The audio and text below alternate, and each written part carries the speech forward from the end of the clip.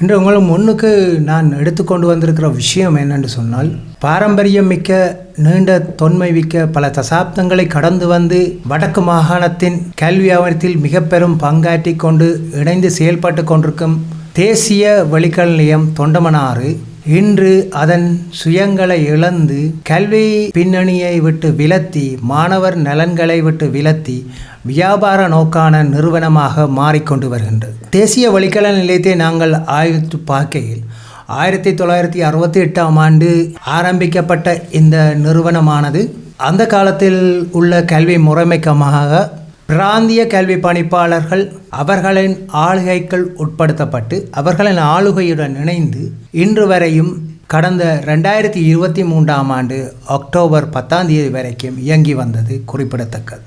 ஆனால் கடந்த அக்டோபர் 2023ஆம் ஆண்டுக்கு பின் இதன் நிலைமை என்ன?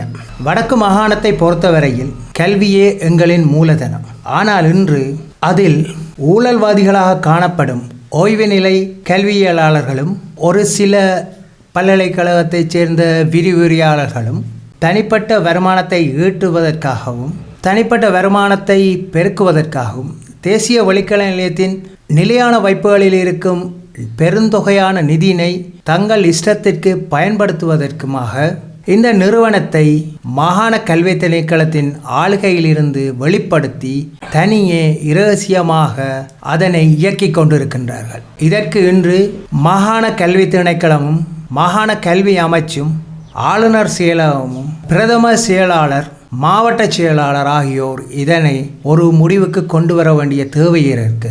இது தொடர்பாக அனைவருக்கும் நாங்கள் எழுத்து மூலம் இவர்களுடைய குற்றச்சாட்டுக்களை நாங்கள் முன்வைத்துள்ளோம். அதன் அடிப்படையில் மாகாண கல்வி திணைக்களத்தின் ஆளுகைக்குட்பட்டிருந்த இந்த தேசிய வழிக்கல் நிலையத்தினை மீள சீர்படுத்தி திருடர்களின் கையில் இருக்கும் இந்த நிறுவனத்தை மீளவும் மாகாண கல்வி பணிக்காளரின் ஆளுகைக்குள் உட்படுத்தி அதனை அனைவருக்கும் அனைத்து மாணவர்களுக்கும் வடக்கில் உள்ள அதாவது தேசிய வழிக்கல நிலையத்தின் கோட்பாட்டுக்கு அமைவாக வடக்கு பிராந்தியத்தின் கல்வி அபிவிருத்திக்காக அதனை மீள இயங்குவதற்கு நடவடிக்கை எடுக்க வேண்டும். காலங்காலமாக தேசிய வழிக்கல் நிலையமானது தேசிய கல்வி நிர்வாகத்தின் ஆலோசனைக்கு அமைவாக அவர்களின் கல்வி திட்டத்திற்கு அமைவாக தவணை பரீட்சைகளை நடத்தி வந்து கொண்டிருந்தது.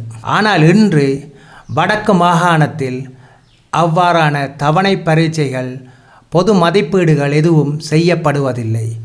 ஏனெனில் அது கடந்த காலத்தில் 2023ஆம் ஆண்டு ஜாப்பு விதிகளை மீறி செயல்பட்டு கொண்டிருக்கின்ற காரணத்தினால் மாகாண கல்வி பணிப்பாளர் முற்றுமுழுசாக தடை செய்யப்பட்டு அதனை சீர் செய்யும்படி மாகாண கல்வி பணிப்பாளர் அறிவுறுத்திய வேளையிலும் அவர்கள் அதை சீர் செய்யாமல் திரு S.V. மகேந்திரன் போன்றோர் தலைவர் செயலாளர் போஷகர் எவரும் இல்லாமல் உபதலைவரான திரு சுகுமார் அவர்களினால் அழைப்புதல் ஒன்று இரகசியமாக குறிப்பிட்ட சிலருக்கு வலுக்கப்பட்டும் பத்திரிகையில் அவர்னால் ஜாப்பு விதிவிதிகளை மீறி உபதலைவரால் அழைக்கப்பட்ட பொது கூட்டத்திற்கு கூட்டி அதில் புதிய தலைவர் செயலாளர்களை உருவாக்கியுள்ளார்கள். அவர்களின் சொல்லின்படி தாங்கள் போஷகரையும் மாற்றிவிட்டார்களாம். போஷகரை மாற்றுவது என்பது எந்த ஒரு நிறுவனத்துக்கும் ஜாப்புக்கும் முரணான செயலாகவே காணப்படுகின்றது.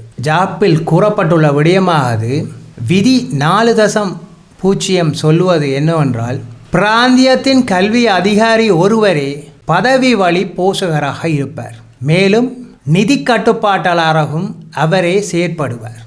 அவ்வாறான வரையறுக்கப்பட்ட ஜாப்புகளை கொண்ட இந்த நிறுவனமானது இன்று அந்த ஜாப்பு விதிமுறைகளை மீறி தங்களுக்கு இஷ்டமானவர்களை வைத்து போஷகர்கள் என்று மாற்றி அவர்கள் அந்த நிதியினை விடுவிப்பு செய்து தாங்கள் வெளி பிராந்தியங்களுக்கு ஒரு வியாபார நோக்கில் ஏனைய பத்திரிகையாலயங்கள் போன்று அதாவது நூல் வெளியீட்டு பத்திரிகைகள் போன்று பரீட்சை வினாத்தாள்களை வெளியே வியாபாரமாக செய்து வருகின்றார்கள். இது தொடர்பாக பல விசாரணைகளுக்கு நாங்கள் முகம் கொடுக்கப்பட வேண்டிய சூழ்நிலை இருந்தது.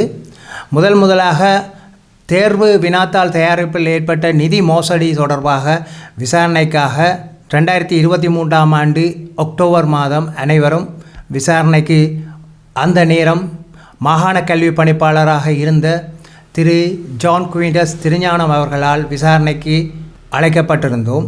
அவ்வாறு அங்கு சென்றிருந்த வேளையில் அவரால் பல அறிவுறுத்தல்கள் வழங்கப்பட்டது. அதற்கமைய அந்த நிதி சீர்திருத்தங்களை செவ்வனே மேற்கொள்ள வேண்டும் என்றும் அந்த நிதி சீர்திருத்தங்களை செய்த பின் பொதுக்கூட்டத்திற்கான அனுமதியினை தன்னிடம் பெறுமாறும் கூறிக்கொண்டார்.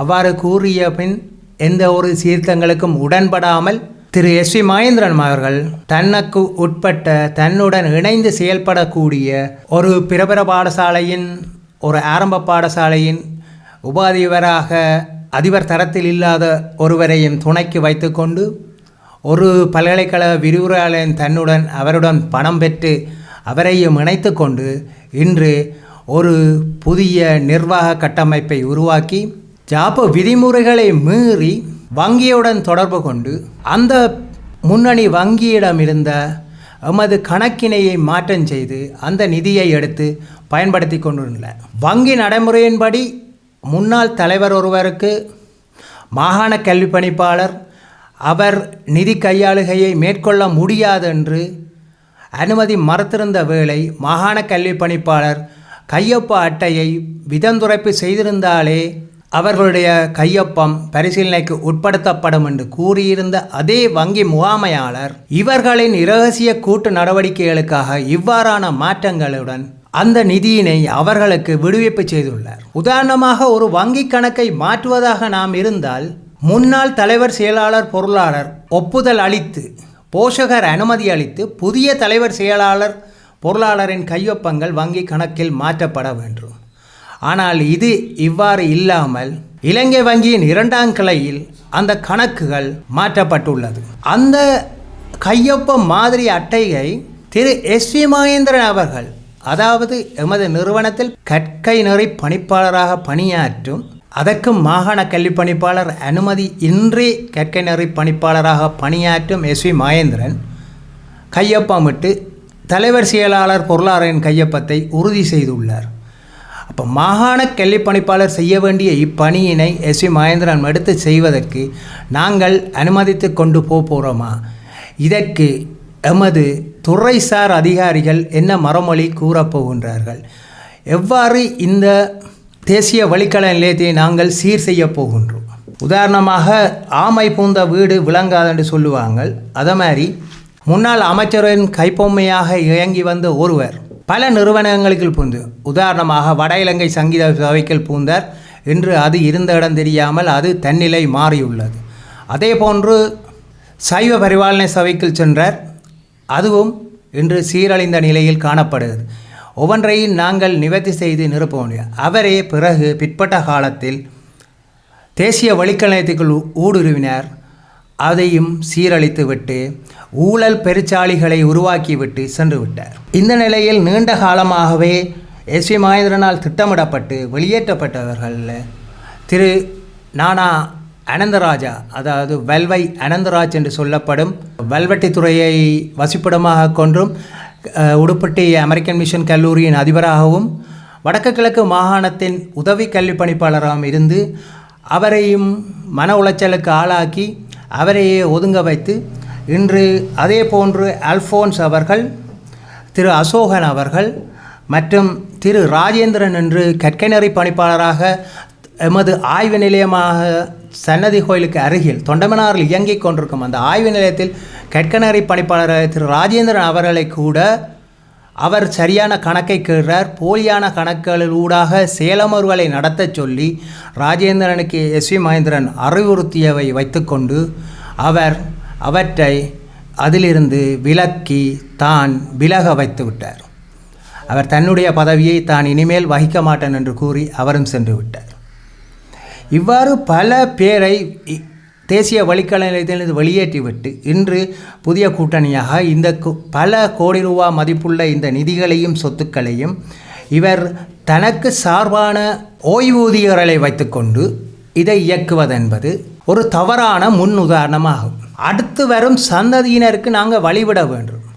புதிய புதிய விடங்களை நாங்கள் உள்ளீர்ப்பு செய்ய வேண்டும். இவ்வாறு நாங்கள் எதனையுமே செய்யாமல் அடுத்த சந்ததியினை வளர்த்து விடாமல் நாங்கள் இன்று ஓய்வு நிலையில் இருக்கும் நாங்களே இன்றும் ஆட்சியை நடத்த வேண்டும், நாங்களே கல்வியாளர்களாக இருக்க வேண்டும், நாங்கள் தான் ஆள்பவர்களாக இருக்க வேண்டும், எங்களிடமே இந்த நிதிகள் கையாளுகையில் இருக்க வேண்டும் என்று செயல்பாடுடன் இருப்பது மிக மனவேதனைக்குரிய விடயமாகும்.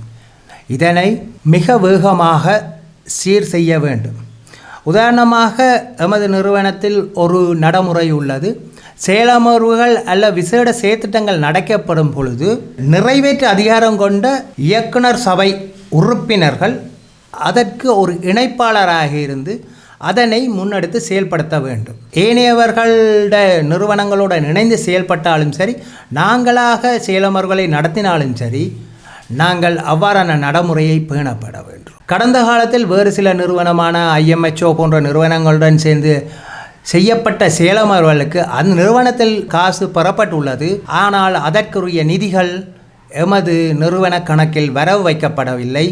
ஆனால் அந்த நடத்தப்பட்ட செயலமர்வுகளுக்கு எமது நிறுவனத்தில் இருந்து செலவு கணக்கு காட்டப்பட்டுள்ளது. அப்போ இவ்வாறான பல மோசடிகளும் பல நிதி குளறுபடிகளும் பரீட்சை வினாத்தாள்களுக்காக வழங்கப்பட்ட கோட்டேஷன் ஊடாக புறப்பட்டு வழங்கப்பட்ட கட்டளைக்கு அமைவாக செயல்படாமல், அதாவது பொதியிடல் பகுதியை அச்சகத்தினரே செய்ய வேண்டும் என்று இருக்கும் பொழுது அதனை மீள பெறப்பட்டு எமது பணிமனையில் வச்சு பொதியிடல் செய்யப்பட்டது.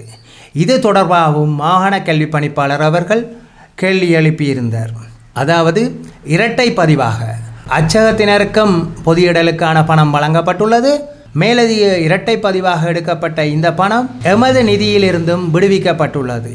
அப்போ 2 தடவை பொதியிடல் நடவடிக்கைகளுக்காக ஏன் இந்த நிதி விடுவிக்க செய்யப்பட்டுள்ளது என்ற கேள்வியும் எழுந்தது. இதன் பிரகாரமாக இவ்வாறாக பல பிரச்சனைகள் எங்களுக்கு தொடர்ந்து ஓடிக்கொண்டே இருக்கின்றது. கால ஓட்டங்களும் ஓடிக்கொண்டிருக்கிறது. இன்றைய தினம் கூட அனுமதியற்ற முறையில் மாகாண கல்வி பணிப்பாளரிடம் அனுமதி பெறப்படாத இரகசிய கூட்டம் ஒன்று தேசிய வழிக்கல்வி தொண்டமனாலில் நடைபெற்று கொண்டுள்ளது.